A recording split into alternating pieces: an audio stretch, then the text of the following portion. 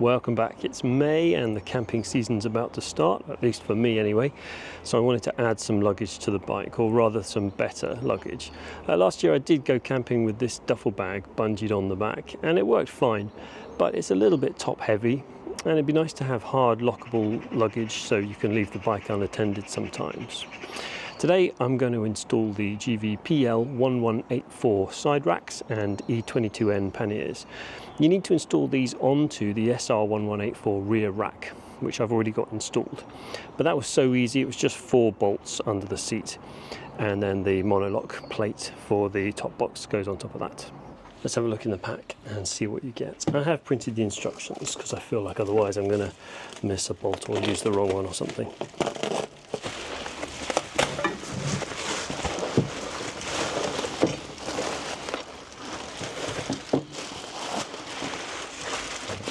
Everything's well wrapped up so it doesn't get scratched, which is nice.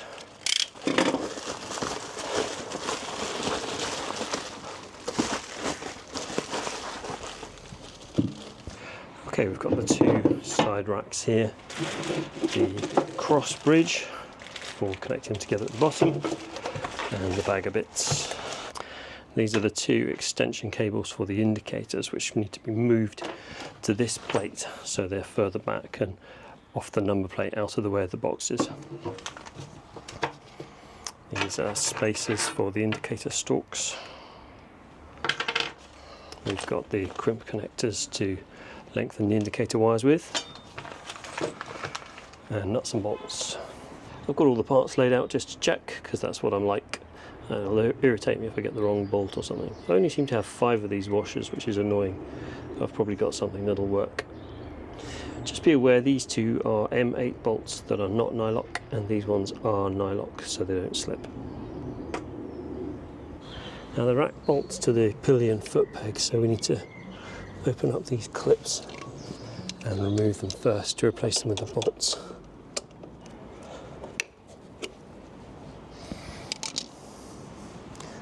So I've got a washer and then the peg. Nothing inside, simple as that.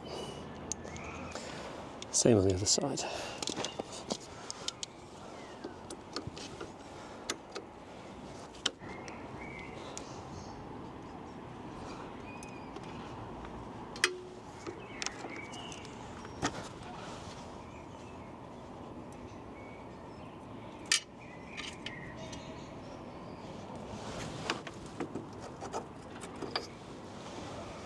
To move the indicators, we pull open these rubber bits here, and then the central plug comes out like that. Taking it out is quite easy. Putting it back in is a little bit harder.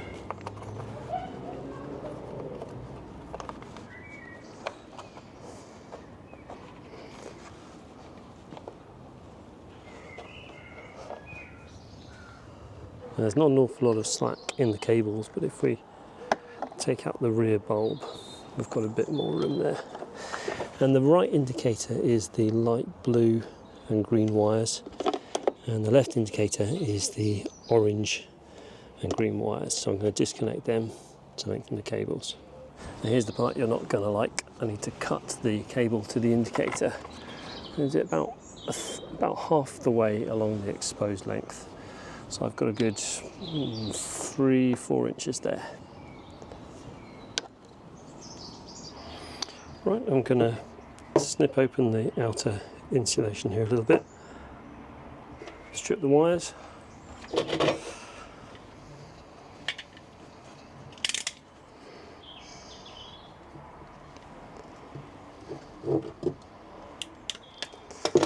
and then we need to put the crimp terminals on. You could do this with another kind of connector, like a Wago connector or something if you prefer.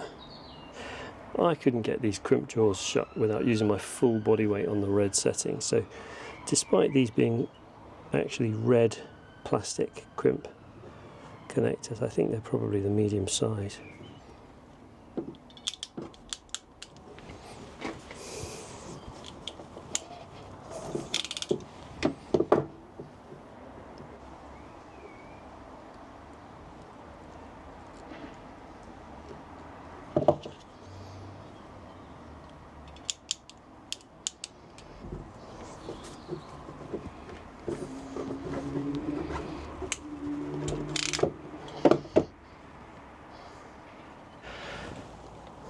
And over on the bike, going to do the same, just trim back this sleeve.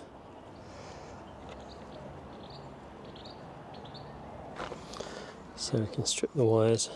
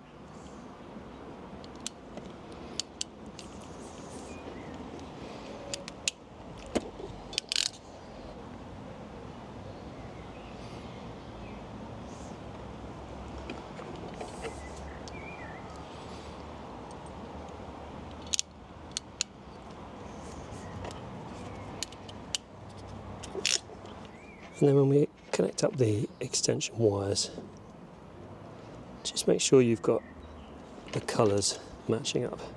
So I've done, well, green to blue here, and green to blue here, and light blue to red there. We'll just have a quick check.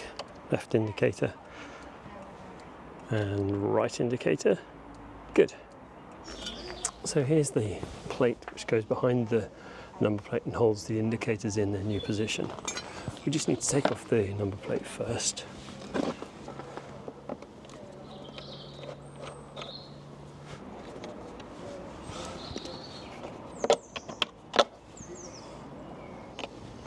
Well, that's a surprise.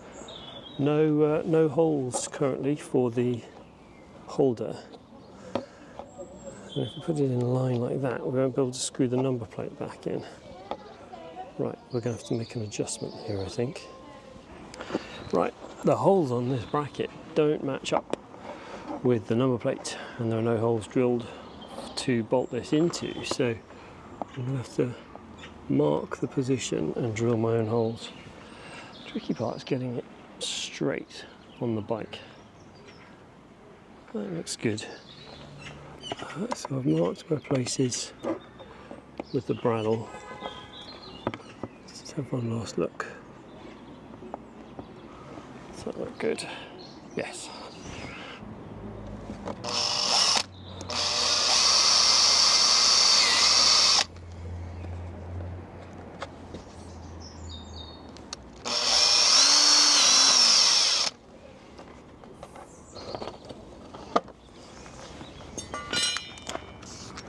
$7mm holes.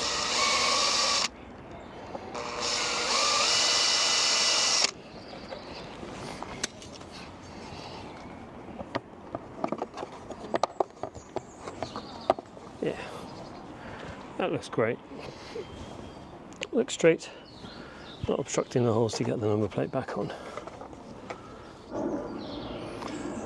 Okay, this plate's a little bit thinner than the plastic that the indicators used to go through, so we'll put this extra shim on here.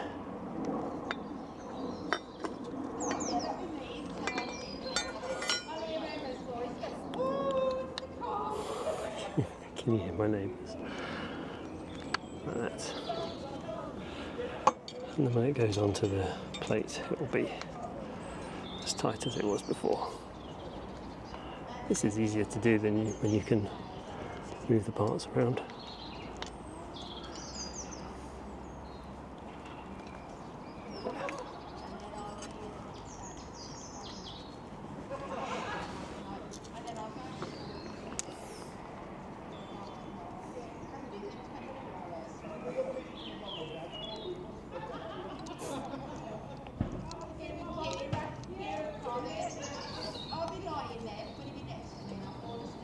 Okay.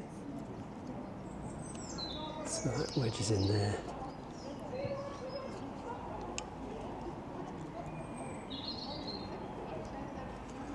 The plastic bits go inside the little rubber bits, like that. That's good. Shit. That's the wrong one. Not a problem.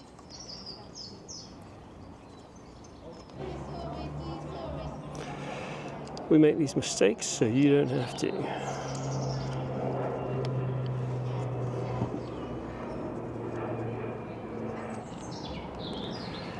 In my defense, this would be easier on the workbench. I'm just trying to follow my rule of always making sure to show the difficult bit on YouTube. Doesn't it irritate you when people get to the hard part and then they say, oh, I can't do this with a camera in my hand, I'll just hang on a sec, and then they come back and they've done it and you're like, no, that was the only bit I actually needed to see. There we go, that's good.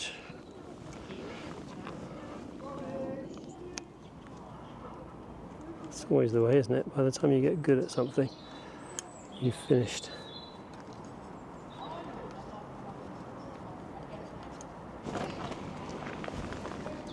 So they wanted 3 of these washers on here to make up for the thickness of the plastic.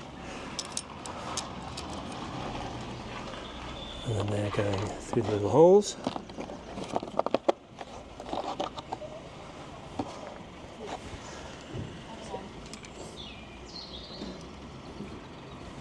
And then the 10mm nylock nut on the back.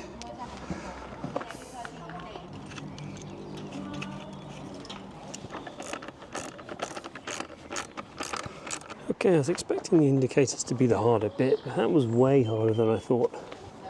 I'm going to need to find a way to tie these cables up as they go up behind the mudguard. I'm expecting the rest of the install to be pretty damn easy, to be honest. Just the medium length bolt with a washer through the rack, then through the spacer and through the hole there.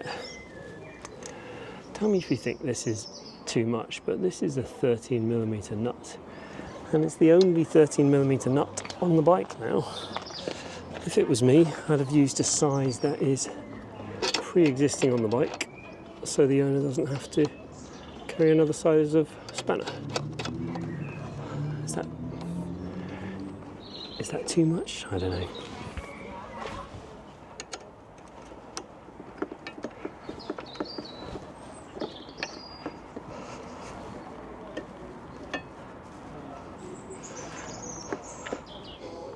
So this isn't a great fit. I'm going to have to loosen it up the top. See if we can get some play there. Yeah. Alright, we've got the bolt. Number 8 washer.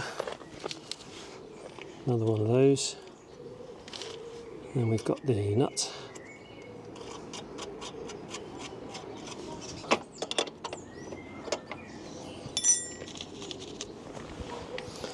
Then number 9 washer, and then the hole, and the nylock nut.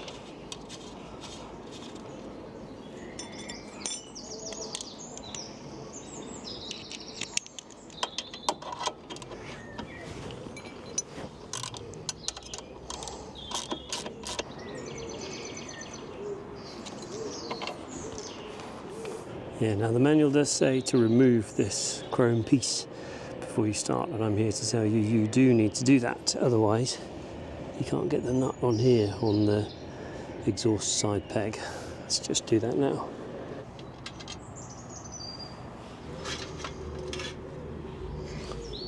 Yeah, now I can get the nut on there.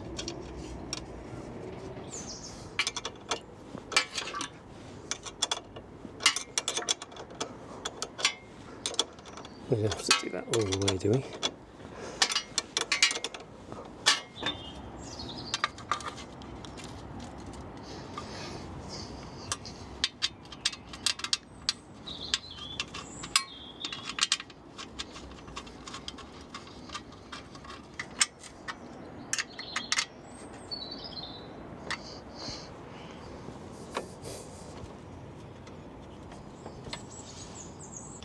Now my tip would be to get both bolts located before you tighten them.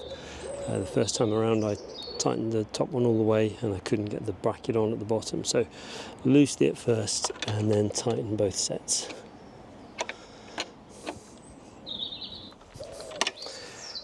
The only 8mm washer I had in the garage was this bloody great repair washer.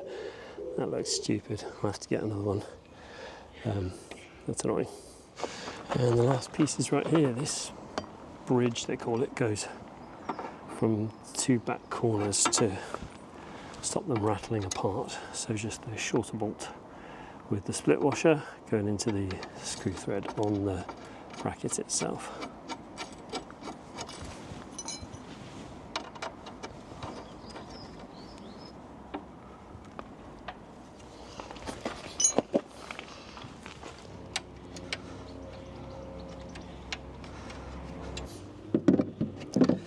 Let's put the racks on. Let's put the boxes on there. And there you go.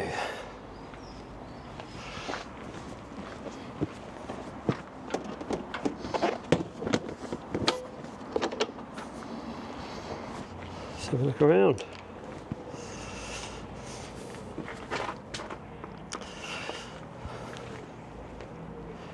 As I expected, they look unusually large compared to the size of the bike before. I won't comment much on what I think of the boxes until I've had a few good rides and a couple of trips, but I can talk about the installation. It was a bit of a faff, bit of a pain in the neck. We're missing a washer. It was a bit fiddly to get the brackets to line up. Just loosen the bolts, get it all together and then tighten them all up together first. The wiring was definitely the hardest part, and I'd recommend taking some time to figure out where you're going to cut the cables and or even disconnect them all the way back at the wiring loom, which would be harder work but might give you a cleaner result. I will take it for a ride and a little trip next week, and I'll let you know my thoughts as soon as I can. Thanks for watching. Best of luck if you are off on your travels soon or making some changes to your bike.